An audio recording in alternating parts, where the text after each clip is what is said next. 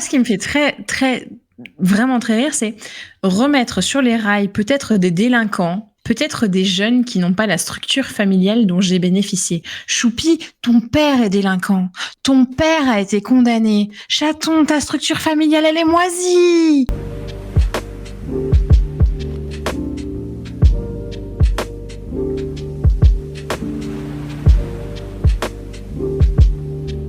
Bonjour à tous, bienvenue dans l'écho de nos réflexions, épisode 6. Vous êtes en compagnie d'Afidfid et avec Maman Zèbre.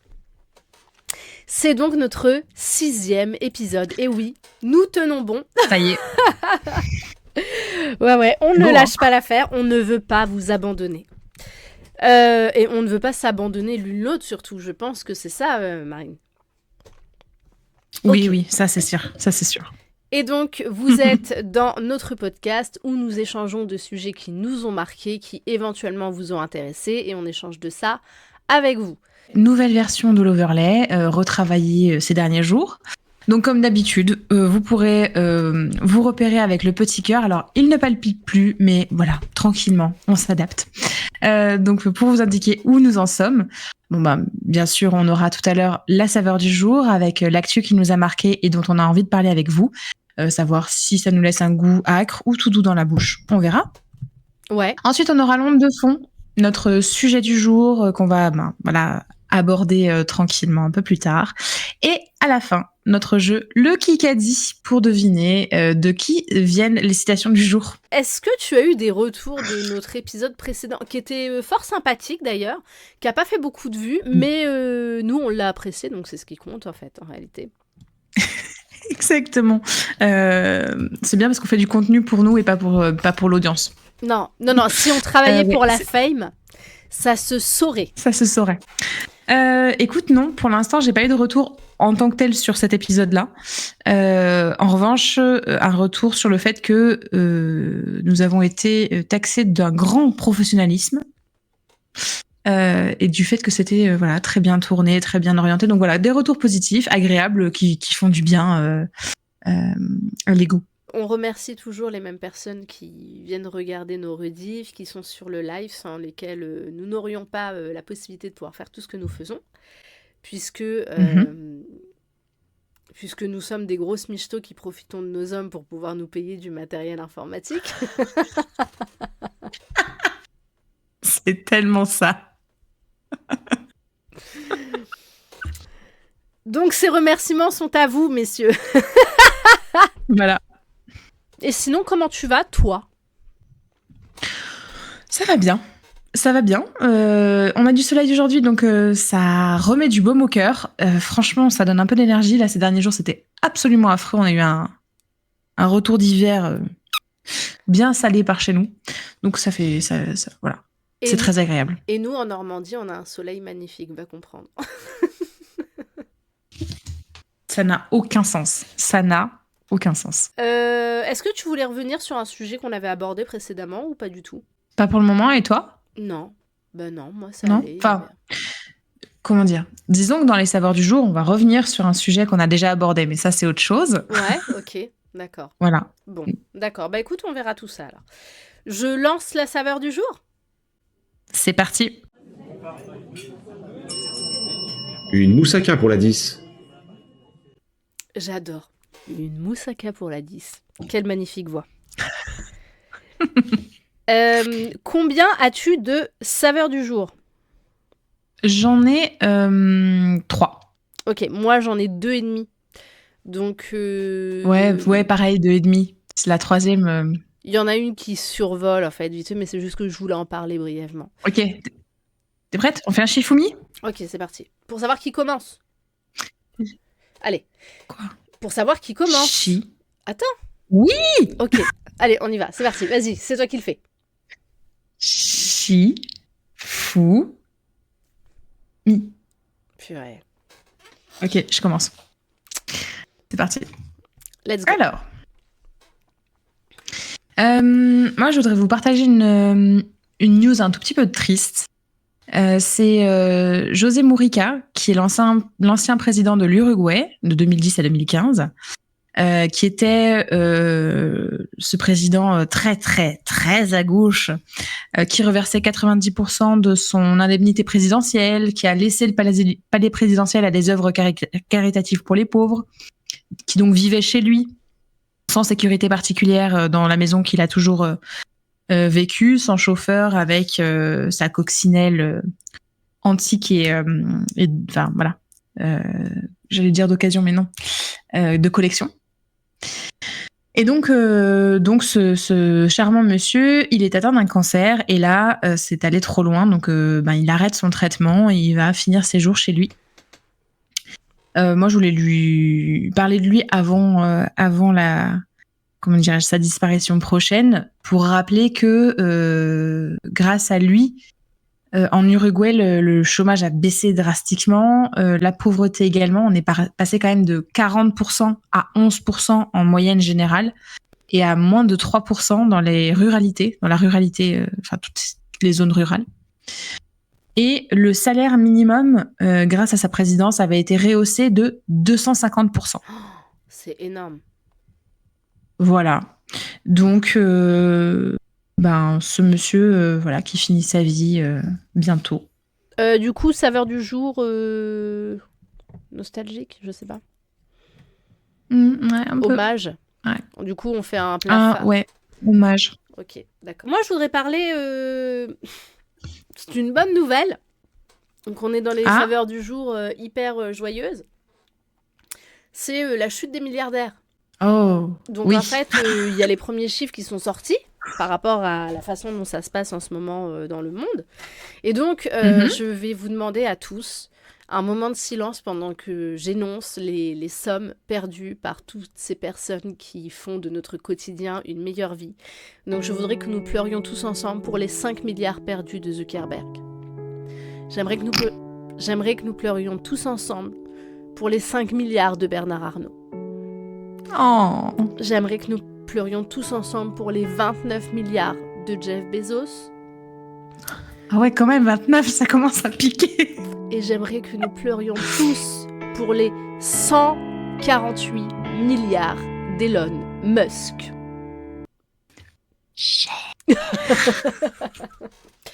Donc, apparemment, il y a eu 4% de pertes à la bourse de New York des États-Unis. Apparemment, c'est chaud. Et Donald Trump, du coup, en voyant tout ça, il a décrété que le boycott était illégal. Vous n'avez pas le droit de ne pas acheter. Donc, vous allez tous aller sur Amazon et vous allez commander une Tesla, ok ? Mon Dieu, mais c'est un ridicule, franchement. Voilà. T'as vu la liste des mots interdits par Trump et Musk ? Non. Ah, mais elle est violente. Ah ouais ? Mais c'est un truc de zinzin. La liste des mots interdits, c'est tout ce qui va être recherche, enseignement, publication, c'est un truc de fou. Bon, bien sûr, évidemment, wokisme. Hein. Femmes, racisme, diversité. Quoi ? Genre femme, même le mot femme. Genre, on n'a plus le droit d'exister, tu sais. Mais là, un problème. Wokisme, santé mentale, immigrants, égalité d'accès aux soins. Voilà, il y a plein de mots comme ça. Alors, il y a Agnès le chien dans le chat qui dit « Coucou, je viens d'arriver sur le stream, j'ai pas assez d'argent pour m'acheter une Tesla. » Mais nous non plus, Agnès. Merde. Nous non plus, bordel. On est là pour ça, pour en discuter, d'accord ? Franchement, j'aurais une Tesla, je l'aurais vendue, je l'aurais fait cramer. Ah non. Tellement la honte, tu vois, d'avoir ce genre de véhicule avec tout ce que ça... Quoi que tu me diras, ils y sont pour rien, hein, les constructeurs, ingénieurs, tu vois, ils sont entachés par Musk et c'est pas leur... Bah t'as pas vu toutes les personnes aux États-Unis qui ont mis l'espèce de stickers j'ai acheté cette voiture avant que Musk pète les plombs ou je sais plus quoi, tu vois, pour éviter justement d'être vandalisé. Ah, et donc c'était ma petite saveur du jour toute douce, qui vaut des milliards même du coup. Des milliards. Ouais. Bah, tu sais, c'est un trompe-l'œil de Cédric Grolet.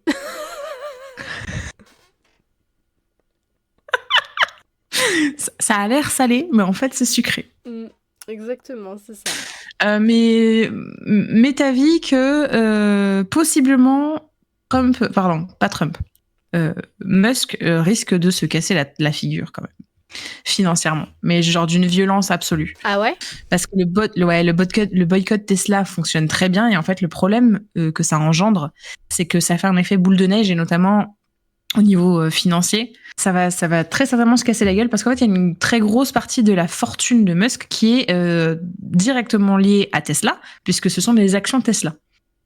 Et en fait, tout ce qu'il va financer par la suite, il va pas utiliser l'argent, puisqu'il faut pas qu'il sorte ses actions, sinon ça fait une baisse en bourse. Donc il va faire des emprunts, et les banques lui prêtent parce qu'il a beaucoup d'argent chez Tesla avec ses actions. Le truc, c'est que si l'action de Tesla commence à se casser la gueule à cause du boycott, même légèrement, quoi qu'il fasse derrière, la banque va dire « Écoutez, on vous aime beaucoup, mais il nous faudrait quand même un peu de cash. » Et si la banque te demande un peu de cash, t'es obligé de vendre des actions pour avoir du cash, parce que l'argent, il l'a pas. Donc il faut qu'il y ait un mouvement financier. Et du coup, baisse des actions. Ah ouais, ok. Et la bourse qui fait « What ?» Et donc les gens qui vont vendre vite, parce que, bah attends, ça va baisser, donc faut vendre maintenant. Et... Écoute, c'est tout ce qu'on souhaite à Elon. Elon, si tu nous regardes. Voilà. Écoute, reviens parmi les êtres humains normaux. Complètement, arrête de donner des noms d'alphabet grec à tes enfants. On va revenir sur le réveil des Balkans.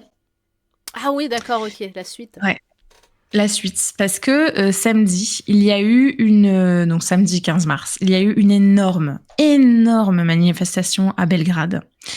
Entre 275 000 et 325 000 personnes. L'estimation, elle vient d'un organisme indépendant. Donc ça fait quand même une sacrée marée humaine.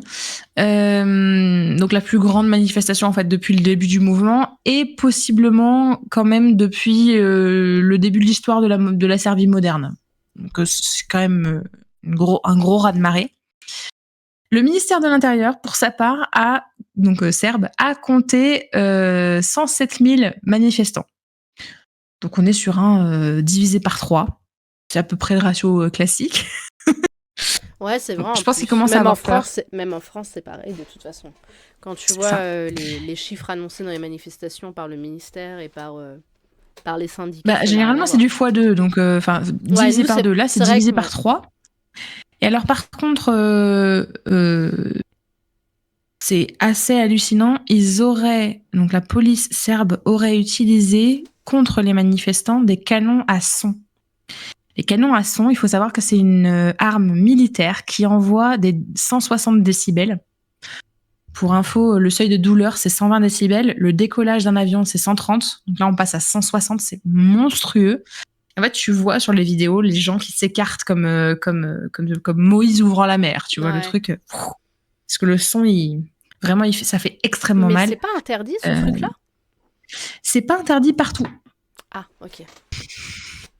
Voilà. Non, parce que je pensais que c'était une arme militaire, en fait. C'est une arme militaire. Par exemple, en France, c'est interdit. C'est interdit sur les manifestants, enfin, sur les civils, quoi. Oui, voilà, sur le territoire français. Ouais. Oui, voilà, c'est en principe, hein. Non, mais c'est pour ça, tu vois. Ça dépend s'il y en a un qui décide de déclencher l'article 16, il y aura plus de... Bon, bref. Donc, voilà. Ouais, non, c'est absolument horrible. Et les canons à son, c'est vraiment d'une violence telle que tu le ressens, en fait, dans ton corps. Ouais. Donc, il y a eu des gens qui ont été... amenés aux urgences pour des traumatismes, des douleurs et des acouphènes, évidemment, et des pertes de connaissances. D'accord. Donc, voilà. Ok, et c'est toujours les manifestations contre la corruption, la vie chère, etc. La corruption. Ouais, ok. Corruption, surtout corruption, vie chère, voilà. Et en réponse à un drame qui est survenu en novembre, où 15 personnes avaient trouvé la mort sous le pont, la gare. La gare, le haut-vent de la gare qui s'était à Novi Sad, qui s'était effondré sur eux. On va suivre l'affaire en espérant que la Serbie aille rapidement mieux, et que les fruits de la révolte soient sucrés, abondants et positifs. Généreux, ouais. Alors moi, je voudrais parler d'une intervention que j'ai vue d'Alexandre Désé, qui est prof à Sciences Po, qui est prof en sciences politiques à Montpellier. Ok. Et donc en fait, je l'ai vu intervenir sur la chaîne parlementaire. Je peux pas te dire dans quel contexte, j'ai essayé de chercher, j'ai pas trouvé. Mais il intervenait et en fait, il parlait de la qualité des sondages pendant les élections présidentielles. Ok. Et donc il donnait des informations très intéressantes puisqu'il expliquait que depuis 1995, les sondages sur les élections sont erronés ou approximatifs dans 1 cas sur 2. Et il explique, il dit... Non mais, on est d'accord. Ah ouais. Et en fait, il dit comment on peut tolérer dans un secteur professionnel que la personne se trompe 1 fois sur 2. Il dit c'est comme si qu'un médecin ou un chirurgien réussissait une opération sur 2 ou qu'un boulanger rendait 1 baguette sur 2 comestible. Mais c'est surtout qu'en fait, le sondage, aujourd'hui, c'est devenu la base de réflexion ou la base de départ de tous les débats publics. Exactement. Et donc, en fait, il met ça en avant. Anodin. Donc voilà. Donc déjà, au vu de l'importance du sondage, mais aussi, aucun secteur professionnel n'accepterait un tel échec, tu vois, aussi peu de fiabilité.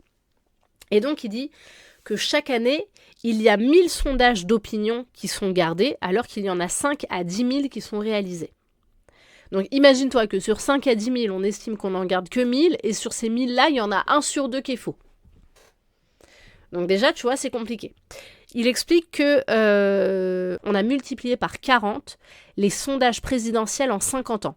Donc, on est passé C'est énorme. C'est énorme. On est passé de 14 sondages en 1965 à 560 en 2017. Plus que 1 par jour. Même quasiment 2 par jour. C'est énorme.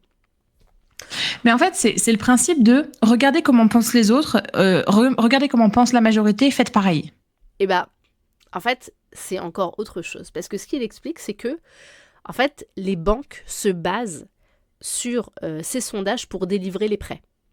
Donc, quand tu vas faire une demande de financement... Oui, quand un candidat présidentiel va faire une demande de financement auprès d'une banque, de sa campagne, il faut qu'il ait au moins 8% dans les sondages, et s'il a au moins 8%, les banques lui accordent le prêt. Ok. Donc, est-ce qu'on peut se poser des questions sur l'impartialité de ces sondages ? C'est légitime. Il explique aussi que l'Arcom se base sur ces sondages pour la représentativité dans la sphère médiatique. Oui, le temps de parole alloué. Exactement. Avant, c'était un temps de parole égal pour tous les candidats et toutes les candidates. Aujourd'hui, c'est en fonction de l'importance statistique Ouais. de la personne. Ouais, tu vois le truc de fou. Et donc, en fait... C'est un truc de malade. Ouais. Et, non, mais comment on est manipulé, mais c'est monstrueux quand même. Que j'ai trouvé cette vidéo tellement grave et je me suis dit, mais personne n'en parle. Enfin, c'est une dinguerie quand même, cette vidéo, tu vois. Il explique aussi que, en fait, la représentativité, elle est faite sur un nombre insuffisant. Ça veut dire que sur 1000 personnes, pour que leur voix soit prise en compte pour les sondages, il faut 3 conditions. Il faut déjà, qu'elle soit inscrite sur les listes électorales. Il faut, deuxièmement, qu'elle déclare une intention d'aller voter, donc qu'elle dise « oui, j'ai l'intention d'aller voter ». Et la troisième chose, il faut qu'elles aient une orientation de vote. Donc si elles n'ont pas une de ces 3 conditions-là, elles ne sont pas prises en compte dans le sondage. Ce qui veut dire que l'échantillon est divisé par 3. Donc on passe sur un échantillon de 1000 personnes, qui est déjà quand même très faible, à un échantillon de 300 personnes. Non, puis c'est déclaratif en plus. C'est pas... Il y a pire. Ça doit faire bondir certains sociologues qu'on connaît. On est d'accord. Ce genre d'infos. Allons encore plus loin. Est-ce que tu es prête ? Heureusement que je suis assise, je crois. Ouais. Il y a le fait que ce soit des échantillons en ligne. Ce qui veut dire que cet homme, Alexandre Désé, il a répondu en ligne. Il a dit que c'était une femme ouvrière qui habitait en campagne, qui était musulmane, et il disait qu'il s'appelait John. Donc il a dit « Je n'ai donné que des fausses informations. Rien n'a été vérifié. » Tu vois ? Ah non, mais en fait, oui, c'est du déclaratif, le sondage. C'est ça, et en plus de ça, il explique que, par exemple, la question sur pour qui allez-vous voter aux prochaines élections présidentielles, C'est genre, t'as une dizaine de questions sur l'insécurité en France. Pensez-vous que les étrangers, pouvez-vous témoigner, vous êtes-vous déjà fait agresser? Puis après, c'est... Et en fait, pour qui vous allez voter aux élections présidentielles? Le truc qui est un petit peu induit. Tu vois ce que je veux dire? Un tout petit peu orienté. Si ça avait un quelconque sérieux déontologique, ça se saurait. Mais c'est vrai que ouais, ça devrait être crié sur tous les toits. Mais bon, penses-tu? Ouais, carrément. Et donc, il dit que depuis 1995, aucun sondage n'a été juste sur le premier tour des élections présidentielles. Aucun. Ce qui veut bien dire que c'est quand même une grosse manipulation, quoi. Ouais, à 1 an des élections. Il dit à 1 an des élections. Et je crois qu'après, ça se rapproche un peu quand genre t'es à 3 mois et quand t'es à 1 mois. Pensez comme ça. Et les gens, ils finissent par y aller. La plupart des gens vont se ranger à la vie générale. Et se ranger surtout sous les arguments d'autorité. T'as plein d'études en sociologie qui montrent ça. Qui montrent que... globalement, pour le dire factuellement, facilement, on est des moutons, quoi. Ouais. C'est triste, hein. C'est terriblement triste. Voilà, donc moi j'étais contente de cette saveur du jour parce que j'étais contente de l'apprendre. En fait, en réalité, tu sais, à un moment donné, quand tu commences à dire oui, les sondages, on n'y croit pas, c'est n'importe quoi, on te dit ah, mais toi de toute façon, t'aimes bien les trucs de complotistes, les théories bizarres comme ça, n'importe quoi, c'est des études fiables, c'est contrôlé, c'est machin. Et là, quand au final, t'as un professeur de sciences politiques qui t'explique comment ça se passe et qui te met les preuves sous le nez, t'as raison de pas y croire, forcément. Elle est où la complotiste, là? Ouais, c'est ça. Non, ça râpe un peu dans la gorge quand même, mais ça fait du bien. Ouais, c'est ça. En fait, c'est une saveur du jour médicamenteuse. Il fallait qu'on avale la pilule, tu vois. C'est pas bon, c'est dégueulasse, mais fallait la prendre. Voilà. Est-ce qu'on peut dire que c'est un genre de smecta? On peut. Je vous laisse sur cette allégorie. Voilà. On passe à la suite? Vas-y, à ton tour. C'est une saveur du jour. Je vous le dis tout de suite, elle n'est pas agréable du tout. Le cessez-le-feu a été rompu par Israël cette nuit. Gaza a été bombardée à nouveau et un décompte de 345 victimes est à déplorer ce matin.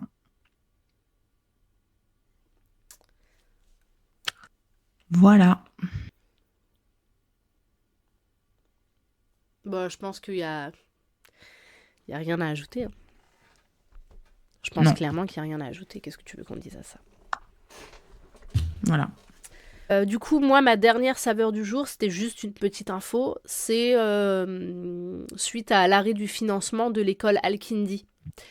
Tu sais, l'État a supprimé les subventions pour Averroès. Maintenant, ils ont supprimé les subventions pour Al-Kindi. Je vais pas m'étaler sur... Donc ces deux écoles ne sont plus sous contrat, c'est ça ? Exactement. Et donc, en fait, des établissements de prestige, hein. Rappelons-le, avec une élite qui en sort. Enfin, rien à leur reprocher d'un point de vue enseignement. Et bref. Ce que je voulais dire, c'est que aujourd'hui, en France, on a 38 millions approximativement de catholiques. D'accord ? Et on a 7200 écoles catholiques subventionnées. Ce qui fait qu'on a à peu près une école pour 5277 catholiques. Tu vois ce que je veux dire ? Ok, donc c'est peu, mais... C'est correct, voilà. Tous les catholiques, évidemment, ne mettent pas leurs enfants dans des écoles catholiques.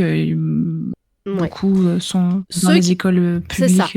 Ceux qui sont le mieux logés, ce sont la communauté juive, puisque en France, il y a 300 écoles juives, mais il y a à peu près 500 000 juifs en France.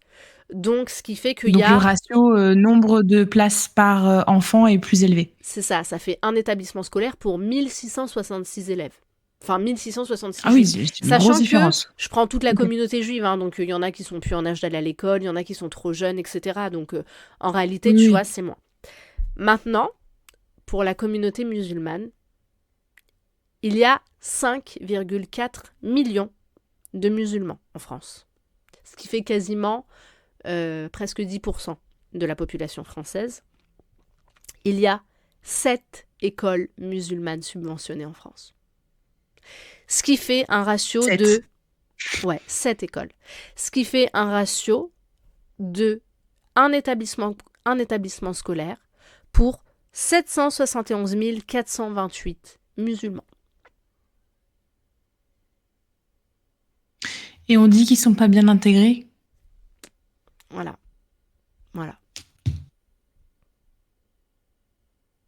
Donc moi, il n'y a pas de problème au final qu'on veuille mettre en avant l'école de la République, qu'on n'a pas envie de communautarisme, etc.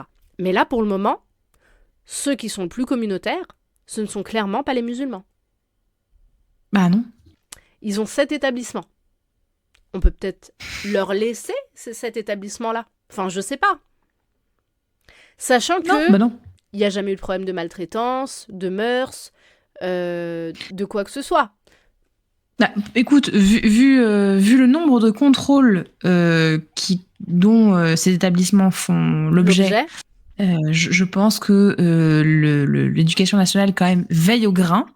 Après, on sait très bien que les autres établissements, notamment catholiques, qui sont inspectés une fois tous les 1500 ans, c'est ça en moyenne? Ouais. Et même quand il y a des choses qui ne vont pas, ils sont même pas...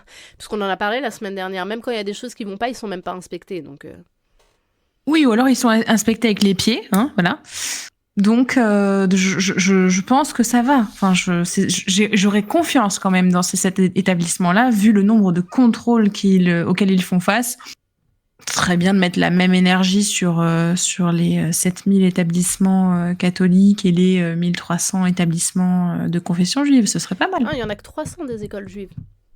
300, ah, pardon, j'ai entendu 1300. Non, oui, non 300 écoles juives. Ah oui, 1300. Mais au niveau du ratio... Non, et en fait, t'as confondu avec... population. 1666, du coup, élèves pour un établissement.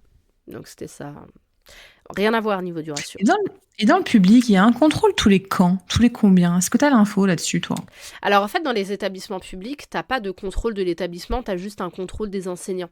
Et souvent, ça se fait quand tu veux changer de carrière. En fait, quand tu es néophyte, donc tu viens d'avoir ton diplôme, tu as une inspection qui est faite pour savoir si au final, tu fais bien ton métier. Si tu la loupes, tu repasses une année de stagiaire. Et à la suite de ça, on décide si tu peux devenir prof ou pas. Et en fait, à chaque fois que tu veux changer d'échelon, je crois que c'est tous les 2 ou 3 échelons. En fait, je crois que c'est 3e échelon, 7e échelon et hors classe peut-être. Et en fait, tu as une inspection à ces moments-là. Ou si il y a un souci qui a été identifié, dans ce cas-là... Remonter. Ouais, voilà. Mais sinon, non, t'as pas d'inspection. Ok. T'as pas d'inspection d'établissement à proprement parler dans la généralité, tu vois. Oui, parce que ça fait partie du système et donc... Et par contre, tu vois, les enfants qui sont en instruction en famille, donc à domicile, eux, ils ont un contrôle parent obligatoire. Donc on a tendance à être un peu plus laxiste sur l'école publique et à faire du zèle pour les musulmans. Voilà, c'est la conclusion de cette saveur du jour. Ah, c'est plus que du zèle, là, quand même. Ouais. C'était une... comment dirais-je? Une saveur sucré-salé? Acre? C'était une saveur... C'était un amuse-bouche. C'était histoire de goûter, de voir quel goût ça avait. Et c'est pas bon les tartes au caca. Non. Bon, bah écoute, nous passons donc à l'onde de fond.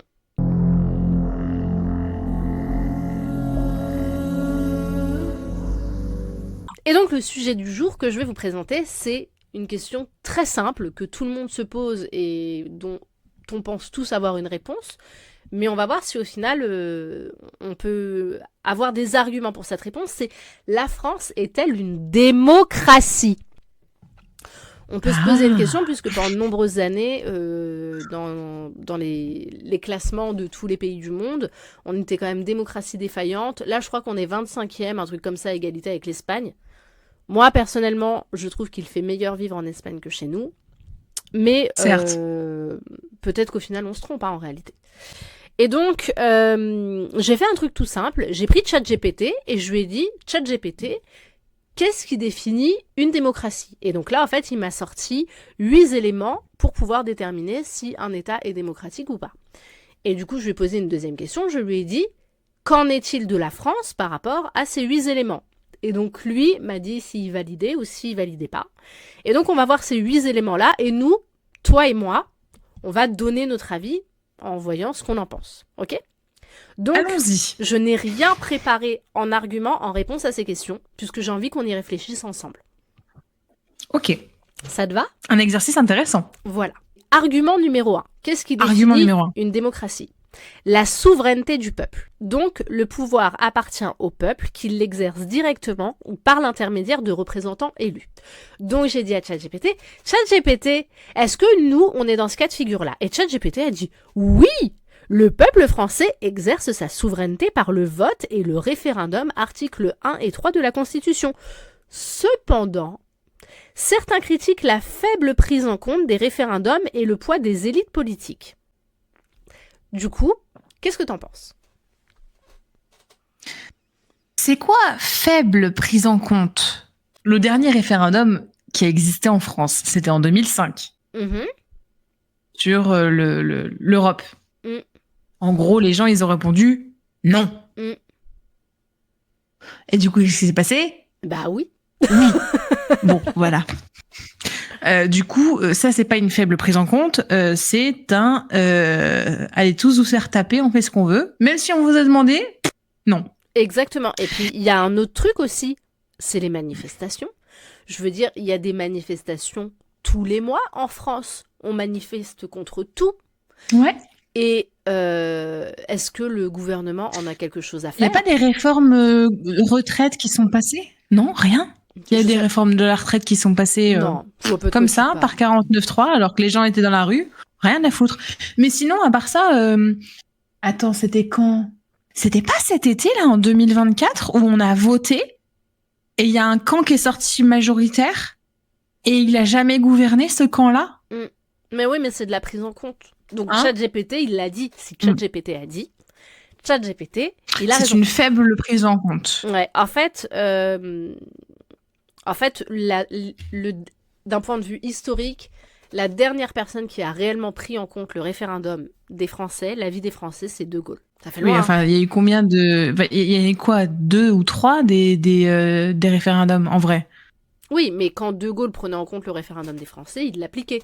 Nous, nos référendums, voilà, déjà, il y en a très peu, et en plus, quand on en a, on s'en carre le fion.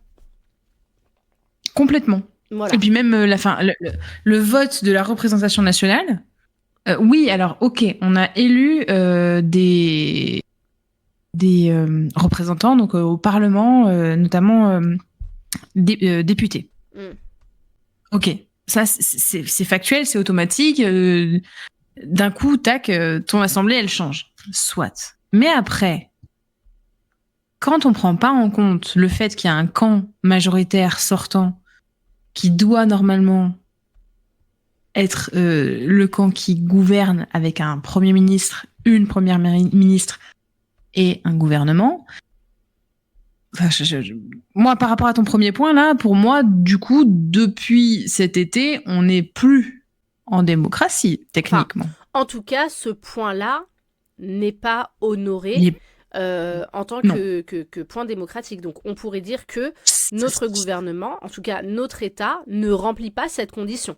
La souveraineté du peuple n'existe plus au sein de notre démocratie. Alors oui, effectivement, on vote pour des individus, mais on vote un peu par dépit, en fait, parce qu'on n'a personne d'autre. Mais quel que soit le résultat du vote, en fait, le vote n'est pas respecté. On est d'accord. Donc... On est d'accord. Point numéro 1, pas respecté. On passe au point numéro 2. Pas respecté. Voilà. Allez. Point numéro 2.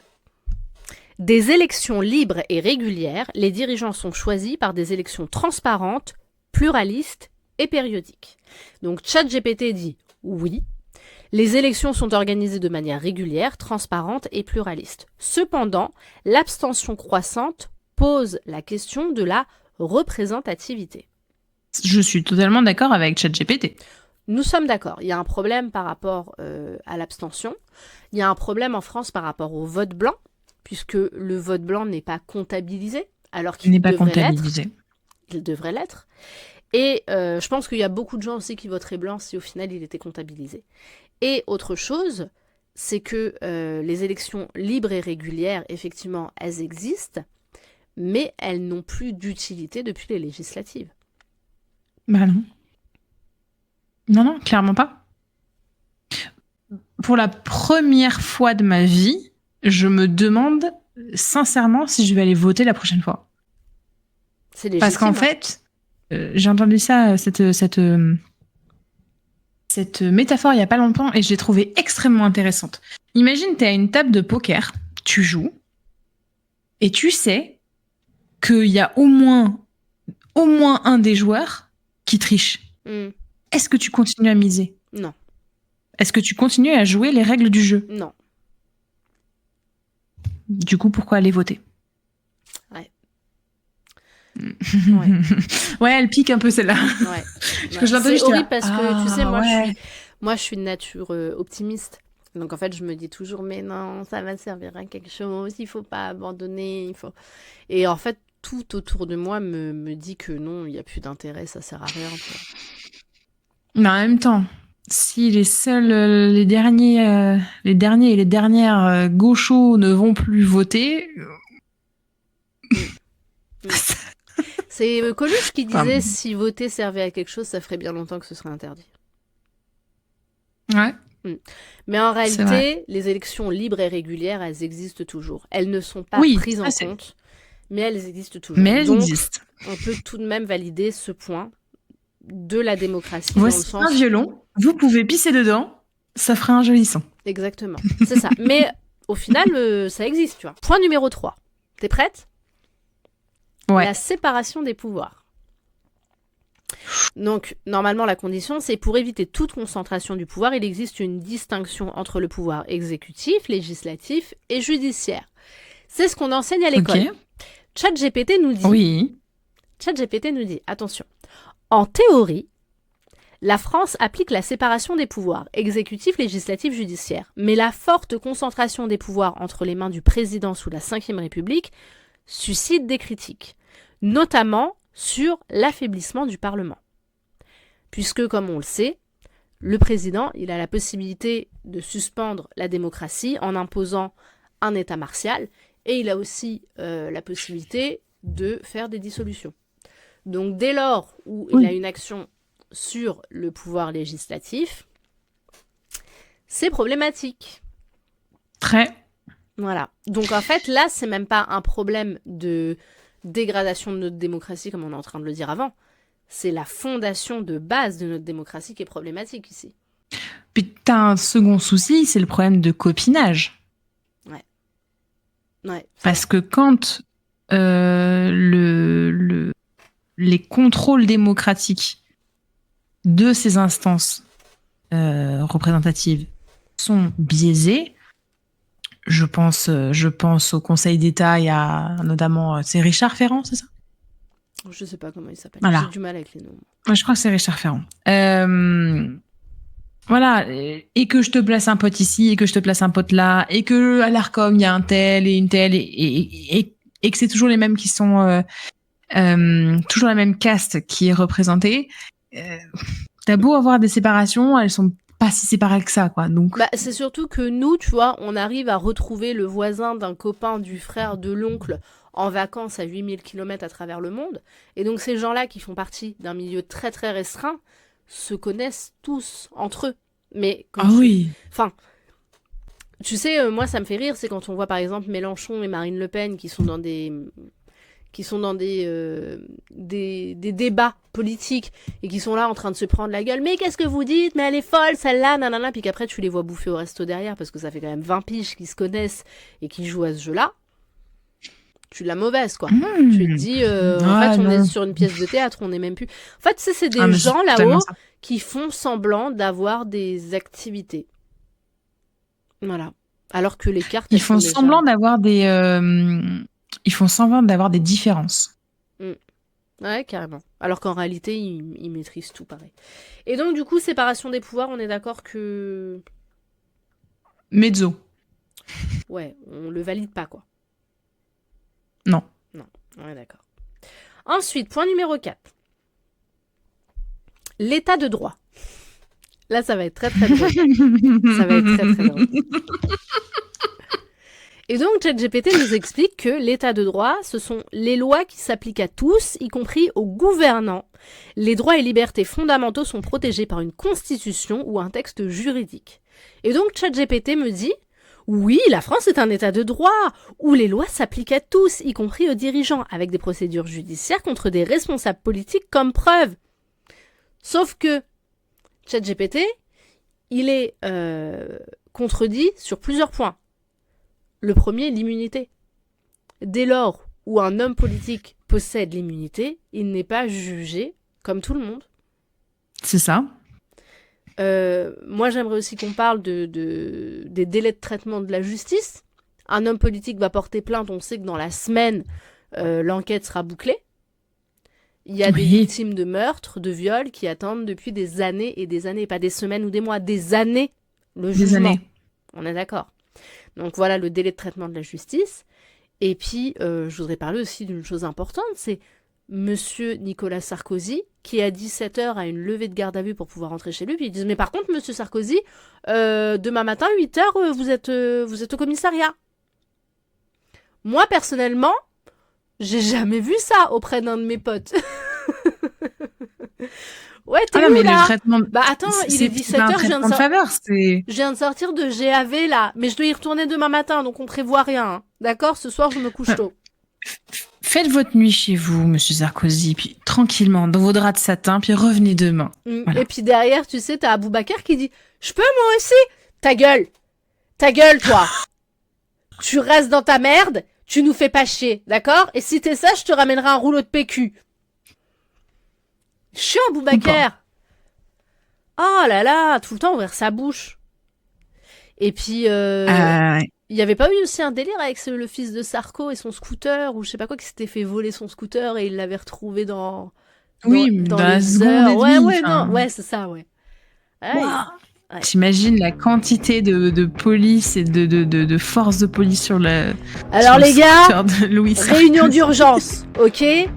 On a une mission primordiale. Le scooter du fils du boss a été volé. C'est ça. Je veux tout le monde sur le coup. On a volé le scooter de Loulou. Les gars, moyens illimités, d'accord? On tire à vue. Tout est autorisé, c'est clair? Même la torture, chef.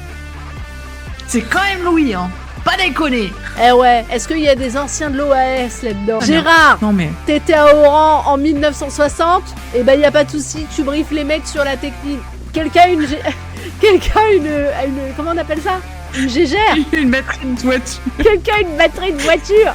Je les pince croco, chef, je les pince croco. On a tous notre matos. Allez! Putain, c'est abusé. Voilà. Et donc, du coup, l'état de droit, est-ce qu'on le valide? Ah non. Mais le droit, de droit, mais pas pour tout le monde, du coup, non. Exactement, de droit partiel. Et donc, du coup, nous ne validons pas. Nous sommes d'accord. Non. Condition numéro 5. Le respect des libertés fondamentales. Liberté d'expression. Arrête! J'ai pas fini de l'énoncer. Marine, tu casses les couilles. Je le recommence. Ne ris pas. Le respect des libertés Marine, c'est pas sérieux. C'est pas sérieux. Allez, vas-y, c'est bon. Le respect des libertés fondamentales, liberté d'expression, de presse, d'association, de réunion, de religion, etc. Et donc ChatGPT dit oui et non. Globalement respecté. Il est modéré. Globalement respecté. Mais certaines restrictions, loi sur le renseignement, contrôle des manifestations, font débat. La liberté de la presse est garantie, mais des pressions existent sur certains médias. Du coup, je voulais parler de plusieurs choses. Premièrement, le monopole des médias. Je pense qu'il y a un problème. Déjà, ouais. Il y a un problème sur la liberté d'expression. Ne serait-ce qu'avec Bolloré, Drahi, ça y est, c'est fini. T'as un problème sur ça, sur le fait que les médias sont milliardo-centrés. Clairement, il y a une captation de l'information qui est monstrueuse, donc du coup, les messages qui sont délivrés majoritairement sont absolument biaisés. Et puis ensuite, les procédures bâillons sur les journalistes et les enquêteurs, enquêtrices qui font leur boulot, elles sont monstrueuses. La quantité de désinformation est monstrueuse. C'est hallucinant. Il y a aussi ce dont je parlais tout à l'heure, tu sais, sur l'inégalité des établissements scolaires, puisqu'on ferme des écoles musulmanes alors qu'il n'y en a que 7 en France, et qu'on laisse des établissements comme Betaram ouverts. C'est affligeant. Vraiment, c'est affligeant, tu vois. On se rend bien compte que... Le contexte islamophobe aujourd'hui en France, il est intenable pour les musulmans et les musulmanes en France. Exactement. Ils sont bien gentils quand même de pas trop. Quand on voit la double notion de laïcité, tu vois. Oui, mais non, les croix c'est autorisé parce que c'est tout petit. Par contre, un voile c'est trop flagrant, donc on les enlève. La suppression du voile dans le sport là qui vient d'arriver, dont on parlait aussi il y a 2 semaines. Ouais. Et on est d'accord qu'il y a un gros problème sur la liberté de culte, de croyance en France, quoi. En fait, ça aurait un sens si on était dans un pays chrétien, par exemple, ou dans un pays juif, mais ça n'a aucun sens dans un pays laïque. Non, puis ça aurait un sens si la France n'avait pas appelé à elle une grosse masse de population qui se trouve être musulmane d'origine. Tu peux pas détester le fait qu'il y a des musulmans sur ton sol et qui veulent appliquer leur foi librement, comme tu es censé le permettre à toute ta population, et les avoir fait venir. Tu peux pas faire venir des gens qui ont une foi qui se trouve être la foi musulmane et leur reprocher d'être de foi musulmane. C'est surtout que quand on pense à la colonisation, l'Algérie, quand elle a été colonisée, l'Algérie c'était la France et l'Algérie c'était musulman à la base, tu vois. Donc tu peux pas dire à tous les Algériens maintenant vous êtes français. Mais par contre, vous êtes. En plus, ils ont essayé quand même de le faire, ça. Tu sais pas. Ah non, il y avait un code de l'indigénat. Les Algériens n'étaient pas français. Si par la suite. Ils n'avaient pas le passeport. Si, mais par la suite, ils le sont devenus en fait. En fait, maintenant, quand un Algérien demande la naturalisation, si t'es né pendant l'Algérie française, en fait, t'as le droit d'être français. Oui, aujourd'hui, mais sur le coup. Oui. De toute façon, ils n'étaient pas traités de la même manière. Tu vois, il y avait un 2 poids 2 mesures monstrueux. Oui, mais ce que je veux dire, c'est qu'au final, ils ont colonisé un pays musulman dont ils ont accepté, certaines choses. Parce que, tu sais, il y avait un travail de désislamisation, justement. Par exemple, on parle souvent de cérémonies où on enlevait le voile aux femmes pour les libérer du joug. Sauf qu'au final, c'était des arrachés. Tu vois, donc ça n'a rien à voir. On essayait de leur retirer leur identité. C'est comme, la dernière fois, je suis tombée sur une vidéo. À Carcassonne, ils viennent d'élire un maire RN. Le maire RN de Carcassonne a interdit les mariages en catalan. Il y avait le château catalan de Carcassonne. Il a retiré le drapeau catalan pour y mettre le drapeau français. Et les gens s'indignaient. Ils disaient, mais pourquoi ils font ça? Mais en fait, vous avez cru que le Rassemblement national, leur but, c'était de pouvoir préserver votre culture locale. Vous croyez que les écoles de Bretons, elles vont rester? Ils sont contre la culture. Non. Ils sont contre la culture. Ils sont contre toute autre forme. Bien exactement. sûr. Que l'on soit musulman, catalan ou breton ou corse, ils s'en ont rien à foutre. Ça ne change rien pour eux. Oui. Donc, point 5, liberté fondamentale, pas validé. Non, clairement pas. On est d'accord. Point numéro 6. Le pluralisme politique. Différents partis et courants d'opinion doivent pouvoir s'exprimer et concourir au pouvoir. ChatGPT dit oui, c'est respecté. Oui, plusieurs partis coexistent et participent aux élections. Cependant, le système électoral favorise les grands partis et rend plus difficile l'accès aux petites formations. Évidemment. En réalité... Plus le découpage qui est fabriqué de toutes pièces pour que les circonscriptions correspondent à... En réalité, le pluralisme politique, on l'a. Parce que moi, j'allais rebondir sur les médias, tu vois, au final, qui rentrent dans une espèce de lavage de cerveau en essayant d'orienter les gens vers une partie, on connaît laquelle, mais en réalité, ça fait pas partie... c'est indépendant de la volonté politique, en fait, en gros, tu vois. Bah, en fait, là, ça revient sur le point de, tu vois, les sondages qui sont utilisés pour le temps de parole. Ça, c'est antidémocratique. pour le coup, pourquoi est-ce que, on les entend à longueur d'année, pendant les périodes, notamment pendant les périodes électorales, il faudrait que chacun et chacune ait le même temps de parole pour que justement les voix qu'on n'entend pas forcément tout le temps puissent être entendues. Mais bon. Donc ouais, non, c'est pas. On part quand même sur une validation de ce truc parce que c'est plutôt ou moins... ok. Ouais, voilà, plutôt ok. On le valide pas à 100%, mais on va dire que c'est plutôt ok. Point numéro 7. L'indépendance de la justice. Elle garantit l'application. Oui, elle garantit l'application équitable des lois et protège les citoyens contre les abus de pouvoir. Que dit ChatGPT ? ChatGPT dit oui et non. La justice est théoriquement indépendante, mais des critiques existent, notamment sur le rôle du parquet qui dépend du ministère de la Justice. Ce qui veut dire qu'il y a conflit d'intérêts, voilà. Et oui, entre le législatif, non pas le législatif, l'exécutif entre et le judiciaire. L'exécutif, exactement. Il y a un lien direct entre l'exécutif et le judiciaire. C'est notamment, c'est une spécificité. Point beurre. Le parquet est une spécificité française. Pas d'autres, je crois, à ma connaissance, pas d'autres pays européens qui a un parquet. Bah moi j'ai du parquet au rez-de-chaussée, au premier, au deuxième.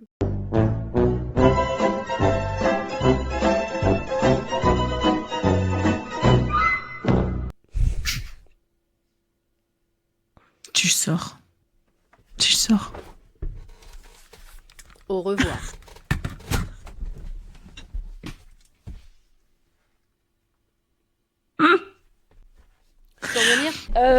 En fait, juste ça, je pense qu'il n'y a rien de plus à dire. En fait, en réalité, le système est fait de façon à ce qu'il y ait conflit d'intérêts. Donc, totalement. Donc, on ne peut pas le valider. On peut clairement pas le valider, puisque là, c'est institutionnel. Et puis, ça fait longtemps que c'est comme ça. Et après, tu as des dérives de copinage et de pression qui sont monstrueuses. Non, le parquet ne fait clairement pas ce qu'il veut et c'est pas normal qu'il y ait un lien direct entre, comme ça, l'exécutif et le judiciaire. C'est déjà... Même quand ils ont écrit la constitution de la 5e, chelou, quoi. Vous n'êtes pas dit, tiens. Si, ils se le sont dit, mais ils se sont dit, eux, ils se le diront pas. Osef. En parlant des gueux, tu sais, de la populace. YOLO. On en arrive à notre dernière condition pour être dans une démocratie qui est une société civile active. Les citoyens et les organisations non gouvernementales, syndicats, associations, médias, jouent un rôle de contrôle et d'interpellation des pouvoirs publics. ChatGPT dit que oui. Les syndicats, associations et médias jouent un rôle actif dans la critique et la surveillance des pouvoirs publics, bien que certaines lois aient tenté de limiter leurs influences. Et donc en fait, je me disais que tu vois, les syndicats, les associations, ils ont un rôle tellement actif qu'il y a en face les CRS qui sont actifs aussi et qui leur mettent des coups de flashball dans la gueule. La tranche. Ouais, c'est ça. Par exemple, il y a des associations féministes qui décident de se réunir, et ben en fait, il y a des coups de matraque dans la gueule des féministes. Et en fait, c'est pour rendre, tu sais, c'est pour rendre plus actifs justement ces associations-là, je crois. Tu sais, ce qui est aberrant, c'est que les associations en France, la plupart des associations, c'est dur à dire. 306 Suisses, sus 3 saucisses aussi, dont 600 sauces et 600 sauces. La plupart des associations en France, elles font le travail que l'État ne fait pas ou ne fait plus. Et plus l'État se désengage, et plus tu as des associations pour combler ce manque. Du coup, c'est une forme biaisée de privatisation de l'action de l'État. Enfin, des trucs super importants, faire vivre les communes, les villages, les communautés de quartier, tu vois, lutter contre les oppressions. T'as beaucoup d'associations féministes, antiracistes, antifascistes. T'as des associations, enfin, dans le sport. T'as des associations éducatives aussi, par exemple, tu sais, sûr. Des écoles musulmanes qui ouvrent, par exemple, et qui sont fermées parce que, voilà.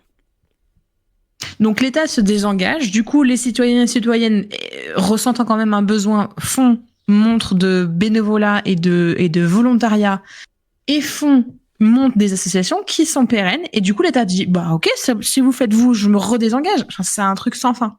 Donc la société civile, elle n'est plus active, elle est, elle comble les manquements de l'État en fait.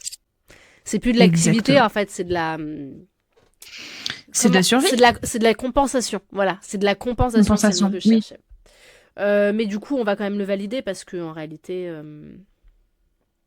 C'est pas ouf, mais quand même. Voilà, on peut le faire. Donc, on peut, voilà, on peut nous-mêmes pallier aux défaillances étatiques. Donc, c'est super cool. C'est qu'en fait, je pense que on était censé avoir un rôle et en réalité, on en a un autre. Tu vois ce que je veux dire? On était censé s'impliquer dans la vie de la société et en fait, on se retrouve à combler des manquements et à essayer de sauver les meubles, quoi.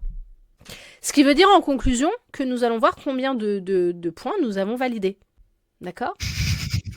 Es-tu prête? Oh, allez, je t'écoute. La souveraineté du peuple n'est pas validée. Ah, mince. On s'en serait pas douté après ce stream. Les élections libres et régulières sont validées.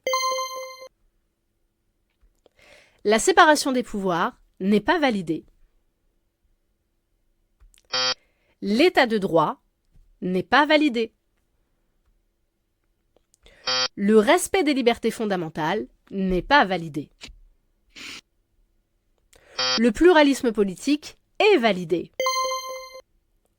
L'indépendance de la justice n'est pas validée. Et enfin, une société civile active est validée. Ce qui fait que nous avons 5 non validés 5 points. et 3 qui sont validés. Pouvons-nous dire que nous sommes dans une démocratie? Absolument pas. Mais ChatGPT a dit que oui, alors croyons ChatGPT. Ce serait intéressant, tu vois, de renvoyer nos arguments dans le ChatGPT pour voir ce qu'il en fait. On essaye pour la semaine pro? Pour voir si pour voir si ChatGPT se dit ah mais merde, elles ont raison, c'est le DNR. Je vais changer d'avis. On pourrait voir. Faudrait essayer. Ok. Ce qui clôt notre ronde de fond. Nous passons donc au Kikadi. Kikadi. C'est Kikadi. Combien de Kikadi as-tu? 2. J'en ai 3. Du coup, Ah. Je commence. Vas-y, tu fais le pain. Je fais le steak. Non. On a dit que je faisais le pain et le steak et toi, du coup, tu fais les légumes et le fromage. Non, alors attends. Moi, je pars du principe qu'il y a pain, steak, pain, steak, pain. Mais pas du tout, meuf. Ça fait pain, légumes, steak, et fromage, pain. Mais non, meuf. Les arguments. Les ingrédients principaux, par exemple, on va prendre, faut boycotter, mais le Big Mac. Tu vois, t'as pain, ouais, des trucs, steak. Ah, des trucs, c'est quoi des trucs? C'est quoi des trucs? Non, des trucs, ça n'existe pas. Des trucs, ça n'existe pas. Le truc principal, quand tu le vois, c'est le steak et le pain. Oui, il y a du fromage, oui, il y a de la salade. Non. Je vais mettre photo burger et on va voir ça. Écoute, non, je fais le pain, je fais le reste. Ah, voilà. Regarde. J'ai pris photo burger. Regarde, celui-là, il est magnifique. Là, tu le vois ou pas? Ça fait pain, légumes, et ça fait même fromage, steak. Prends un Big Mac, s'il te plaît. Prends un Big Mac. Vas-y, bouge pas, Big Mac. On boycotte? Oui, on boycotte, mais bon, d'ailleurs, attends, que je te raconte. Tu sais, en fait, mes enfants font du judo. Et donc, tous les ans, il y a le challenge McDonald's. C'est un challenge qui est sponsorisé par McDonald's dans le Grand Rouen. Donc, en fait, ça prend tous les clubs de judo du coin pour les enfants. Et en fait, c'est de 4 ans à 10 ans, si je te dis pas de bêtises. Et donc, quand même, donc quand même, c'est un gros tournoi. Vraiment, il y a beaucoup de monde, etc. Il y a 3 dates. Une en décembre, une en février, une en mars. Et d'habitude, en fait, on faisait juste le tournoi. Et à la fin, les enfants gagnaient une médaille et rentraient chez eux. C'était pas vraiment un truc officiel. Il y avait pas de... Il y a juste les plus grands, tu sais, qui ont un podium. Mais pour les plus petits, ils sont pas vraiment évalués. Bref. Et cette année... Bizarrement, ils ont décidé de faire des cadeaux au McDonald's, chose qu'ils ne faisaient jamais avant. Bah tiens. Sachant que mon fils, ça fait quand même 4 ans qu'il fait ce challenge-là, mon plus grand. tu vois. Donc, t'es coutumière du fait. On est d'accord. Donc, les salles n'ont pas changé, le déroulé n'a pas changé. Il y a juste ça qui a changé, c'est qu'en fait, cette année, ils ont donné des cadeaux. Qu'est-ce qu'ils ont donné comme cadeau ? Ils ont donné, tu sais, au McDo, les petits sachets de bonbons, là, qu'ils ont les enfants. Mhm. Il y a ça. Et ils ont donné un chéquier de réduction pour pouvoir aller au McDo. Donc, faire revenir les gens. Exactement. Et donc, en fait, ça m'a beaucoup fait rire parce que moi, j'ai... Le boycott, ça marche. Exactement. Et c'est surtout que moi, j'ai 3 enfants qui font du judo. Donc, j'ai eu 3 chéquiers. Et donc, à chaque fois, j'allais voir les gens, je disais, excusez-moi, nous n'allons pas au McDo, est-ce que je peux vous laisser ? Et donc, le premier, il y a un couple, ils nous ont dit, bah non, nous, on en a un, ça nous suffit. Et donc, j'ai été voir un mec de l'organisation et je lui ai dit, ouais, excuse-moi, tiens, distribue-les à quelqu'un d'autre parce que nous, on va pas au McDo. Et il m'a regardé, il m'a dit, t'inquiète, j'ai compris, t'inquiète. Il m'a trop fait rire. Et après, le deuxième, en fait, il y a un daron, je lui ai dit, excusez-moi, on va pas au McDo. Et je lui ai donné, sauf qu'en fait, moi, j'avais pas pensé que, tu sais, je passais pour la maman, nous n'allons pas dans les fast-food, ce n'est pas pour nous. Vous, hommes du peuple, souhaitez-vous emmener vos enfants s'intoxiquer le corps ? Et le père, il me dit, bah oui, je vais le prendre, mais vous savez, nous aussi, on n'y va que occasionnellement. Il a commencé à se justifier, le pauvre, ça m'a fait mal au cœur, je me suis sentie mal. Et j'allais pas lui dire, non mais mon gars, nous, on y va parce qu'on boycotte, en fait, toutes les entreprises israéliennes qui tuent des petits musulmans, tu vois. Mais je voulais pas lui dire comme ça. Et je me suis dit, ça peut mettre les gens mal à l'aise, donc j'ai rien dit du tout. Et du coup, j'ai distribué ça autour de moi. Mais c'était très drôle, donc oui, le boycott marche. Pourquoi tu les as pas directement jetés pour éviter qu'il y ait des gens qui aillent à ta place ? Parce que c'est un choix personnel, tu vois. Peut-être qu'au final, il y a des gens qui sont même d'accord avec ce qui se passe ou qui parfois veulent faire plaisir à leurs enfants et ils ont rien d'autre pour pouvoir leur faire plaisir, tu vois. Le McDo, c'est peut-être... Ouais. Et donc, je me dis... si eux, ça peut les aider. De toute façon, ils iront au McDo. Ça ne changera rien. C'est pas parce qu'ils ont une réduction. Oui. Ils diront, oh, regarde, on a des réductions, on y va. Non, ils vont y aller. Au moins, tu vois, si ça peut les aider. C'était dans ce sens-là. Mais oui, je comprends ton idée. C'est vrai qu'à un moment donné, je me suis dit, est-ce que je les jette ou pas ? Et non, voilà. Et donc, pour en revenir à la photo du Big Mac. Voilà, pain, steak, steak, pain. On va Ok, tu fais le pain, je fais le reste. Vas-y, on fait comme ça. Du coup, je commence mon Kikadi. Est-ce que t'es prête ? Je suis prête. Je t'écoute, je suis toute ouïe. Je me rassois, je m'accroche à ma ceinture. Alors, normalement, sur mes 3 Kikadi, il y en a 2 que tu as. Il y en a un, il est un petit peu compliqué, mais c'est parce qu'en fait, je voulais dénoncer quelque chose. Mais on va commencer par le premier qui est le plus facile. Es-tu prête ? Je suis prête. Kikadi, écoutez... On aurait pu avoir Aya Nakamura comme présidente du Conseil constitutionnel ou même Madame Taubira. C'est Pascal Praud ? Non, c'est du même level. C'est une femme politique, très à droite. Ségolène Royal. Non. Pour moi, elle est à droite, je suis désolée. Pardon. Non, mais... non. Tourne le volant. Est-ce qu'elle est blonde ? Oui. Une femme. Marine Le Pen ? Mais oui. C'est Marine blonde, Le Pen qui, en gros, vulgairement, dit franchement, c'est n'importe quoi ce qu'a fait Monsieur Macron en élisant le président du Conseil constitutionnel, son pote, là. Donc, Ferrand ? C'est ça. Franchement, il aurait pu même prendre une noire, c'était la même chose. Il aurait pu prendre Aya Nakamura ou Taubira, c'était tout aussi ridicule. Bah, rigole 2 secondes. Bah attends, tu vas voir, parce que elle va en avoir besoin de Richard Ferrand bientôt. Ouais, mais bien sûr. C'est pas là, genre, à fin mars qu'il y a son jugement qui tombe, là Je sais pas.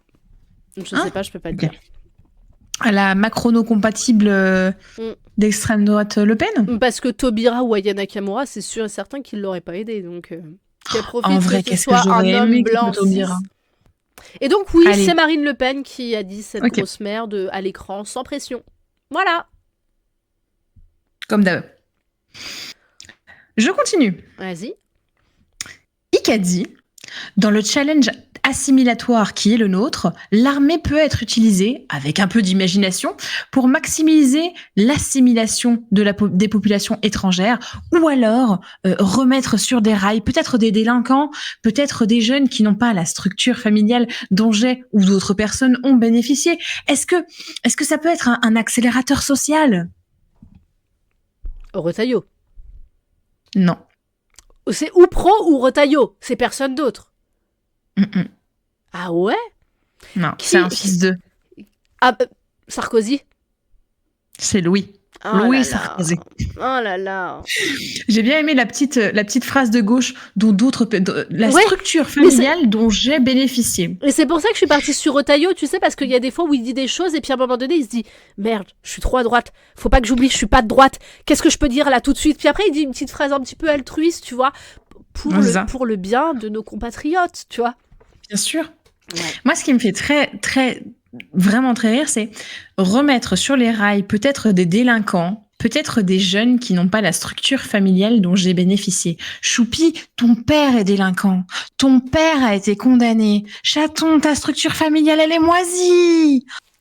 Okay. Tu sais ce qui est magnifique, justement pour rester sur Louis Sarkozy, c'est que on assiste à la formation en rhétorique et en maîtrise de débat d'un fils d'eux en live à la télé. Là, il est invité maintenant, invité régulier à débattre. Je crois c'est pas tous les mardis à débattre avec Raquel Guérido, ex LFI, qui s'est fait latter. Ouais. Donc une pseudo de gauche contre un potentiel futur quelqu'un. Ouais. Contre un rien du tout. Ouais. Contre un rien du tout. Mais bon, ils sont en train de le former, tu vois. Mais c'est drôle, j'ai l'impression, tu sais, d'assister à une formation en live, tu vois, à être spectatrice de l'éducation de quelqu'un, en quelque sorte. Ils sont sponsorisés par Alexis Chen, tu sais.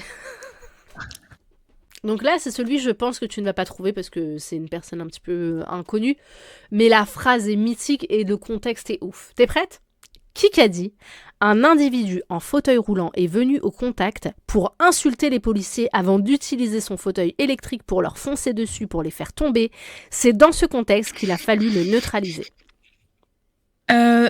J'ai pas son nom, mais c'est le représentant Alliance de la police, non ? Non.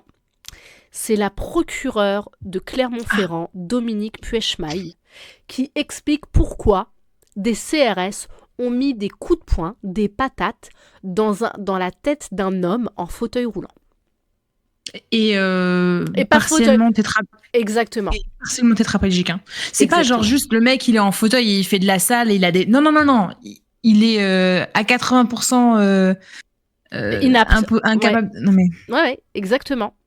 Exactement. Et donc, ils ont vu ce gars qui peut à peine bouger le bras pour orienter son fauteuil, qui avançait vers eux, et ils ont dit, bah écoute, on va lui mettre des patates, c'est comme ça qu'on va... Non mais... Alors, ce monsieur qui a eu un accident, je crois un AVC il y a quelques années, est connu dans le quartier parce qu'il est assez vindicatif et tout, bon, voilà. Ça n'empêche que c'est pas parce que t'arrives en insultant les policiers, parce que c'est ça ce qui s'est passé.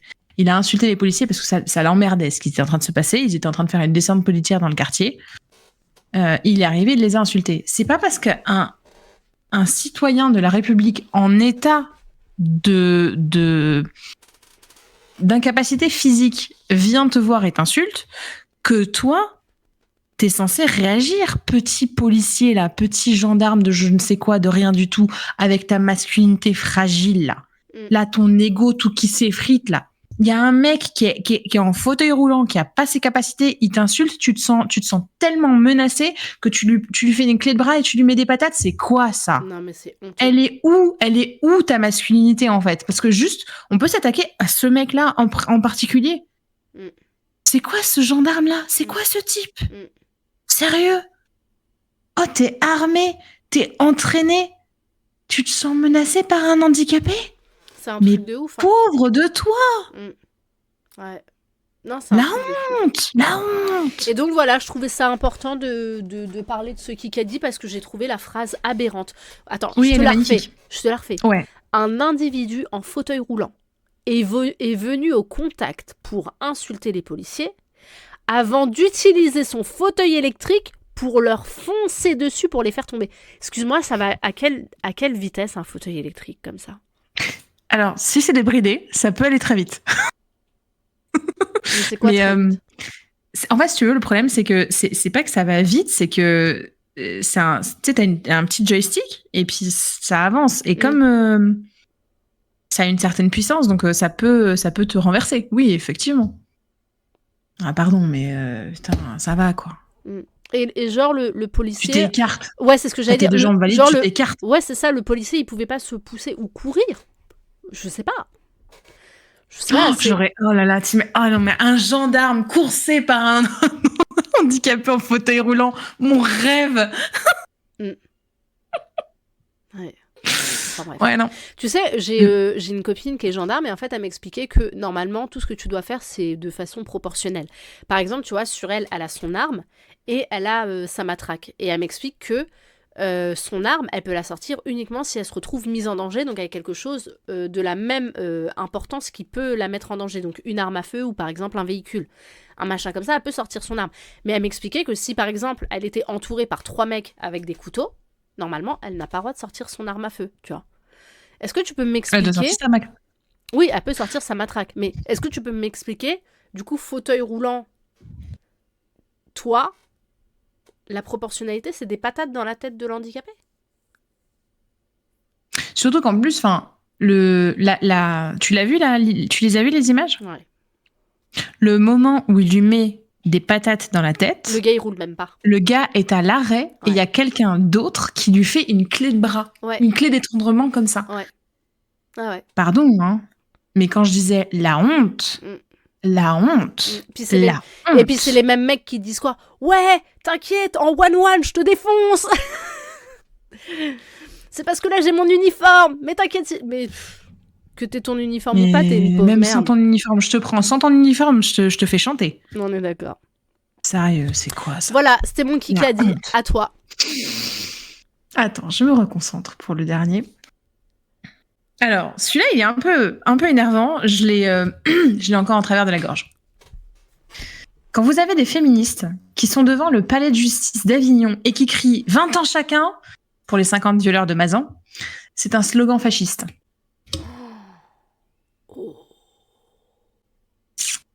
Elle m'a énervée. Quand je l'ai entendue celle-là, elle m'a énervée. Bon, c'est pas une femme qui l'a dit. Non.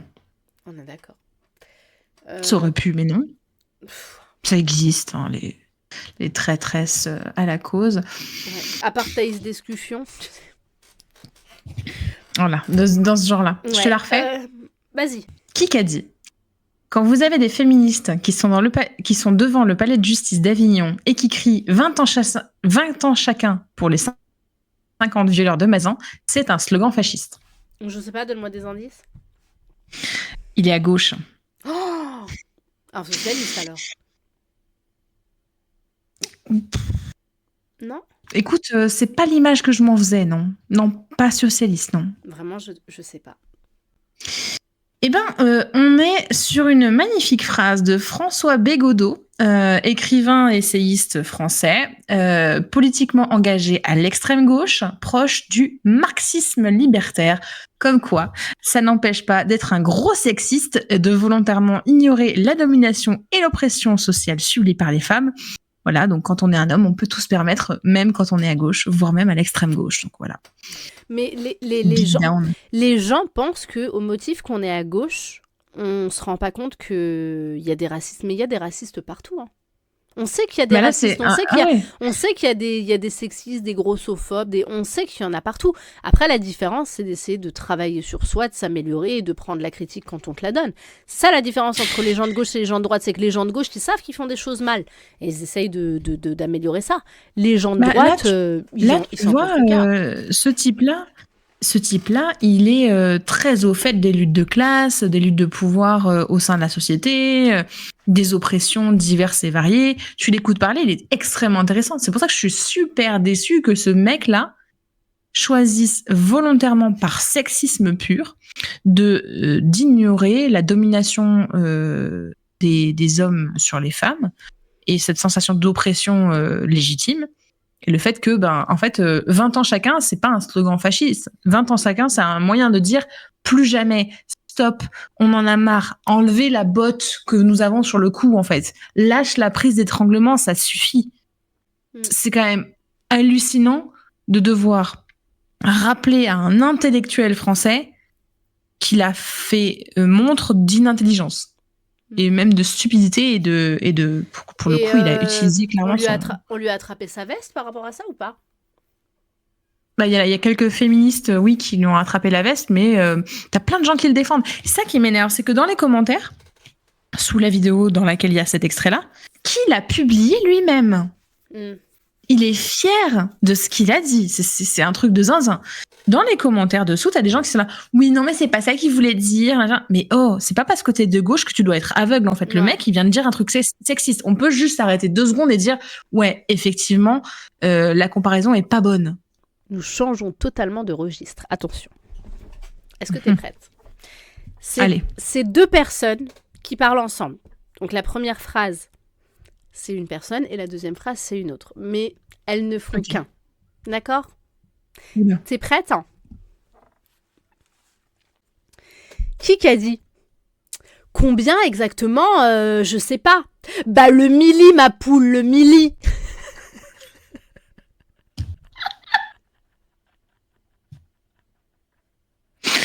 Je vois qui c'est.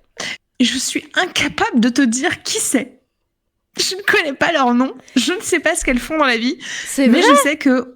Et en fait, non, je te jure. Mais... Et donc, en fait, c'est Camilla et Hajar, les 2 meufs de télé-réalité qui se sont fait passer pour des médecins, pour des docteurs, et qui faisaient des injections au Botox de façon illégale.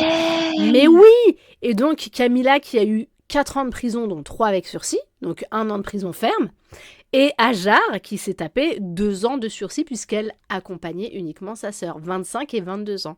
Et donc oui, dans une interview de Samzira leur dit « Mais pour pouvoir te séduire, combien doit gagner l'homme de tes rêves ?» Et la première a dit « Combien exactement, je sais pas. » Et sa sœur a dit « Le milli, ma poule, le milli !» Alex, au secours.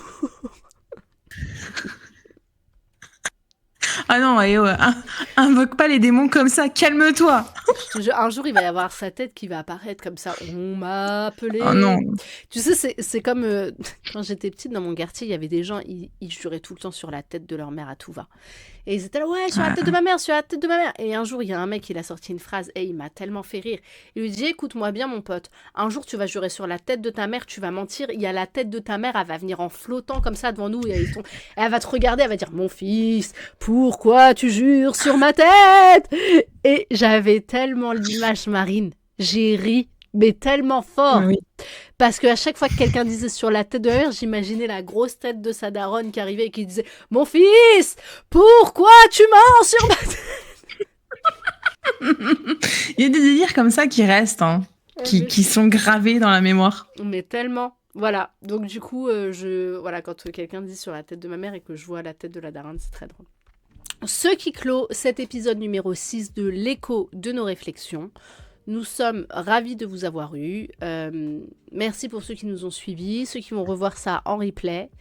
On se retrouve lundi prochain pour un nouvel épisode. Normalement, jeudi, on sort sur YouTube cet épisode. Voilà, n'hésitez pas à proposer vos sujets.